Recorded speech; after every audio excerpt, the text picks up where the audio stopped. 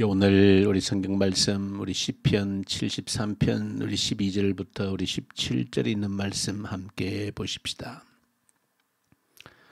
시편 73편 12절부터 우리 17절에 있는 말씀.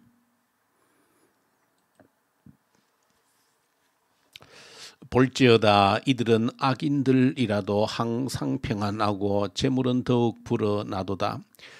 내가 내 마음을 깨끗하게 하며 내 손을 씻어 무죄하다 한 것이 실로 헛되도다. 나는 종일 재난을 당하며 아침마다 징벌을 받았도다. 내가 만일 스스로 이르기를 내가 그들처럼 말하리라 하였더라면 나는 주의 아들들의 세대에 대하여 악행을 행하였으리이다. 내가 어쩌면 이를 알까 하여 생각한즉 그것이 내게 심한 고통이 되었더니 하나님의 성소에 들어갈 때에야 그들의 종말을 내가 깨달았나이다. 아멘.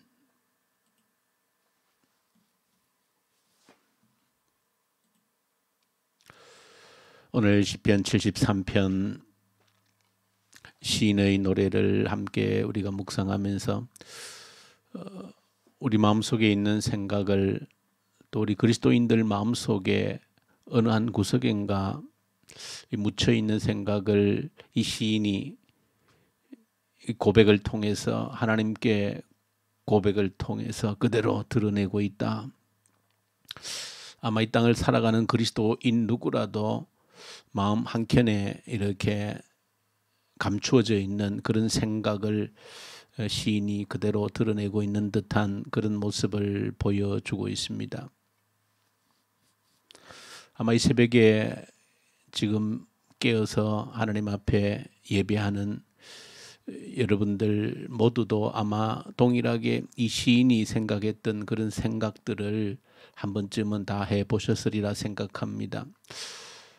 왜냐하면 이 땅에서 말씀을 붙들고 이 세상에서 말씀을 붙들고 거룩하게 말씀대로 살아보려고 몸부림을 치면 칠수록 또 그렇게 간절히 살아보려고 애를 썼던 그런 사람들이 더욱더 이러한 마음 한켠 구석에 가지고 있기 때문에 그러합니다.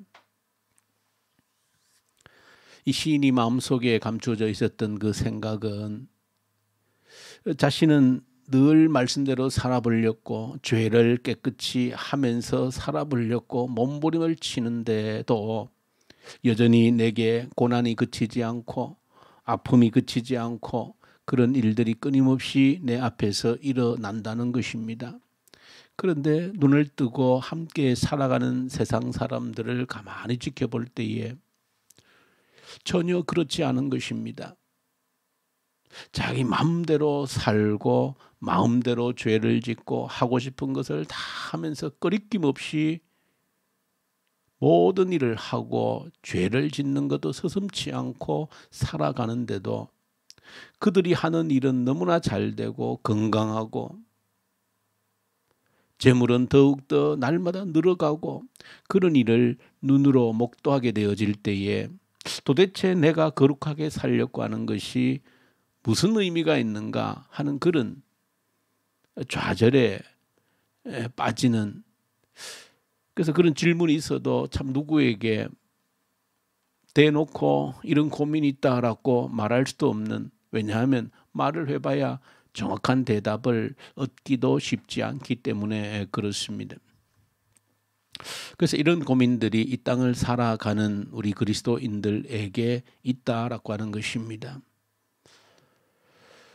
아마 이 새벽 함께 예배하는 여러분들 가운데서도 아마 분명히 이런 생각들을 한 번쯤 이상은 구체적으로 해보셨으리라 생각합니다.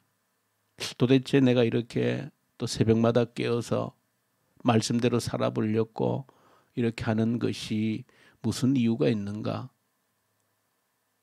새벽기도 아무 상관없이 그냥 교회를 다녀도 제 편한 대로 그렇게 살아도 아무런 문제 없이 잘 사는 것처럼 보이고, 아니 아예 교회 울타리 밖에 있어도 너무나도 평안하게 아무런 문제 없이 제 하고 싶은 대로 살아도 그들의 삶은 형통해지고 아무런 부족함 없이 부족함을 모르고 살아가는 그런 사람들을 볼 때마다 내가 참 이렇게 말씀대로 살아보려고 죄 하나 짓지 않기 위해서 매일매일 발버둥 치면서 하는 것이 참 부질없어 보이고 도대체 이것이 무슨 의미가 있는가 하는 생각을 하게 되어지면서 우리 자신이 내 자신이 너무나도 초라하게 느껴지는 그런 경우를 우리가 이 땅 살아가면서 경험을 하게 되어진다는 사실입니다. 그런 질문을 가지고 있는 우리에게 또 동일한 질문을 가졌던 오늘 시편의 시인이 그 질문의 모든 해답을 스스로 발견한 그런 장면을 오늘 본문 속에서 자신의 입을 통해서 그대로 고백을 하고 있습니다. 그런 고민을 가지고 살았는데 그런 이해되지 않는 그런 고민이 내 한켠을 짓누르고 있었는데 그런데 이 시인이 하나님의 성전에 들어갔을 때야 그 모든 고민들이 눈 녹듯이 녹아내렸다라고 하는 것입니다. 왜냐하면 하나님의 성전에서 그 사람들의 종말을 보았다라고 그렇게 기록하고 있습니다. 그들의 종말을 보았다는 것입니다. 그들의 끝을 보았다는 것입니다.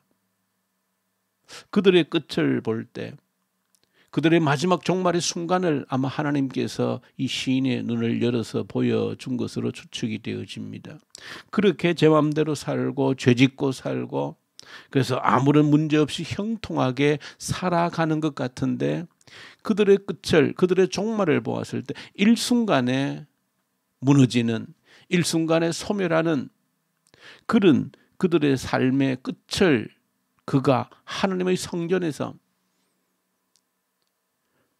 보았을 때에 그가 마음속에 품고 있었던 그 고민들이 눈 녹듯이 녹아지고 사라졌다라고 하는 것입니다. 저 여러분들이 이 땅에 살아가면서 가지고 있는 그런 고민들은 그러나 성경은 정확하게 우리에게 사실은 해답을 제시해 주고 있습니다. 그런데 우리가 성경이 말씀하고 있는 그 해답을 가슴으로 받아들이지 못하고 또 그것을 온전히 믿지를 못하기 때문에 사실은 그런 의문들이 우리를 붙들고 있는 것이지요. 바울은 자신의 삶의 고백을 통해서 정확하게 그런 고백을 했습니다. 고린도전서 15장 29절에 만일 우리가 사는 것이 이 세상의 삶이 전부라고 하면 나는 이 세상에서 가장 불쌍한 사람이다. 그렇게 바울 자신이 스스로 고백을 한 것입니다. 고린도서 15장은 부활장입니다. 영원한 생명이 있다라고 하는 영원한 부활의 생명이 이 땅에서 죽는 것으로 모든 것이 끝이 나고 소멸되는 것이 아니고 영원한 부활의 생명이 계속되어진다라고 하는 그 내용을 말씀하면서 만약에 이 세상에 사는 것이 삶의 전부라고 하면 나는 이 세상에서 가장 불쌍한 사람이다.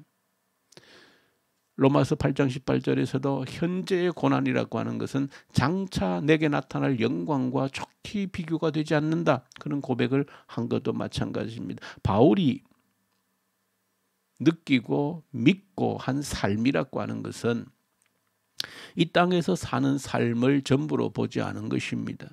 삶은 계속된다는 것입니다.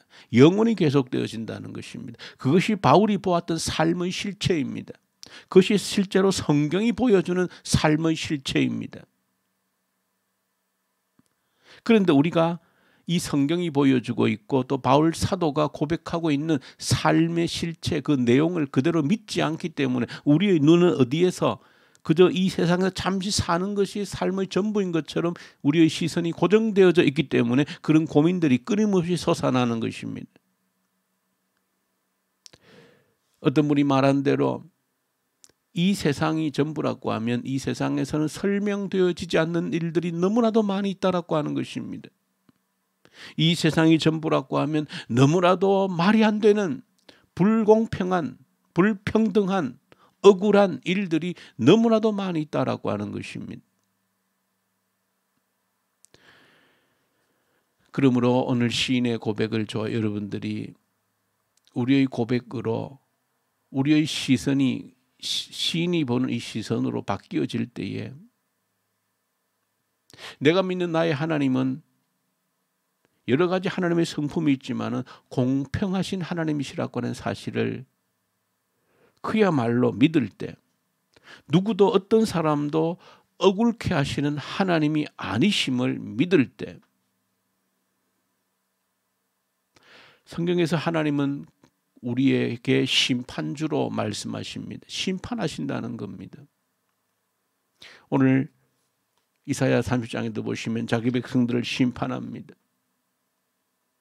하나님의 계획과 상관없이 자기 뜻대로 살아가는, 자기 계획대로 살아가는 이 백성들을 하나님께서 심판하십니다. 하나님은 이 땅에 살아가는 동안에도 심판하시는 분이시고, 이후에 이 땅의 삶이 끝났을 때도 마지막 심판을 하신 분이라고 성경이 우리에게 하나님에 대해서 말씀해 줍니다. 그런데 하나님께서 절대 주권자로서 심판을 하시려면 반드시 한 가지 전제가 되어야 하는 것이 있습니다. 그것은 공평하신 분이셔야 되는 겁니다. 누구에겐가 억울함을 준다라고 하면, 누구에겐가 태생적으로 주어진 억울함이 그대로 지속되어진다라고 하면 하나님은 영원한 심판자가 될 수 없는 겁니다. 그러므로 하나님께서 심판자가 되어지실 수 있다라고 하는 것은, 하나님께서는 다른 말로 하면 공평하신 분이고 어느 한 사람도 억울하게 대하지 않는다는 것이 전제가 될 때만이 하나님은 심판주로서 자격이 부여되어지는 겁니다. 내가 이해가 되지 않는 일들은 이 세상에 얼마든지 많이 있을 수 있습니다.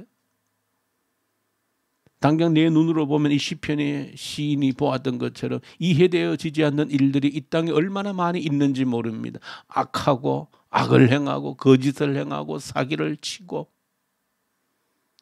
다른 사람들에게 말할 수 없는 고통을 주고 해악을 끼치고, 그렇게 함에도 불구하고 아무런 부족함이 없이 떵떵거리며 잘 사는 듯이 보이는 사람들은 이 세상에 얼마든지 많이 있습니다.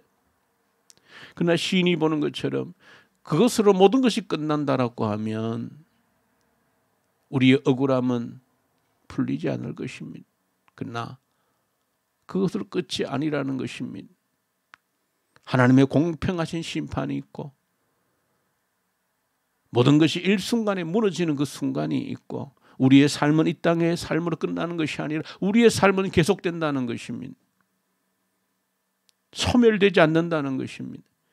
그런 눈으로 우리의 삶을 다시 볼 때에, 우리의 삶의 실제를 다시 눈으로 직시할 때, 그 모든 이해되지 않았던, 내 마음속에 웅크리고 있던 그런 질문들은 눈 녹듯이 사라지게 되어지는 것입니다. 저 여러분들 이 새벽에 기도할 때 이 시인이 보았던, 성전에 들어가서 눈이 열려서 보았던 우리의 삶의 실체를 보게 해 주십시오. 이 땅에 잠시 사는 데에 우리 시선이 갇혀져서 도무지 이해되지 않는 일들 때문에 고통스러워하는 그런 멍에를 벗어버리게 해 주십시오.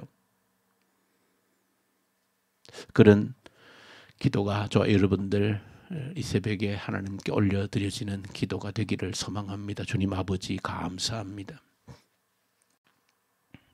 우리의 눈을 열어주시옵소서. 시인이 성전에서 보았던 삶의 실체를 나의 눈을 여셔서 보게 하십시오. 이 세상에서 잠시 살아가는 이 삶이 전부가 아님을, 이것으로 우리의 삶이 끝나는 것이 아님을, 우리의 삶은 지속되는 것임을 깨달아서 우리 마음속에 응어려진 모든 의문들이 눈 녹듯이 녹아지게 하시옵소서.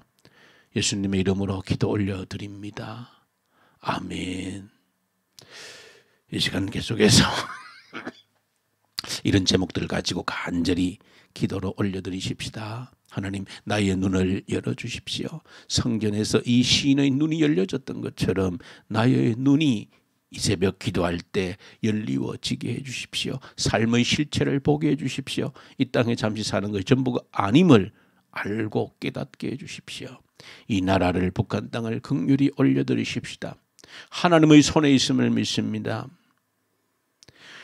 하나님이 경영하시는 나라가 되게 해 주십시오. 이 땅의 그리스도인들이 다시 한 번 더 말씀으로 깨어나고 말씀으로 돌아가는 역사가 일어나서 하나님께 쓰임받는 그런 나라 되게 해 주십시오.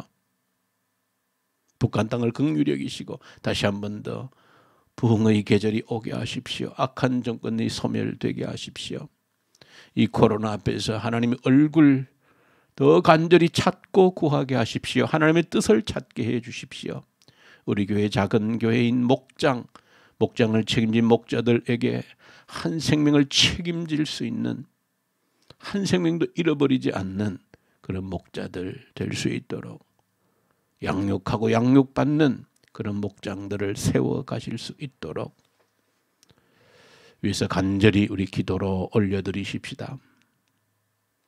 그리고 우리 선교사님들, 터키, 이집트, 인도, 러시아 또 우리 중국에 있는 선교사님들에게 말씀과 성령으로 충만케 하시고 이 새벽에도 병상에서 주님을 바라보는 주의 성도들에게 주의 능력으로 이 시간도 저들의 아픔을 어루만져 주시옵소서. 회복시켜 주십시오. 위해서 간절히 함께 기도로 올려드리십시다. 우리 기도하십시다.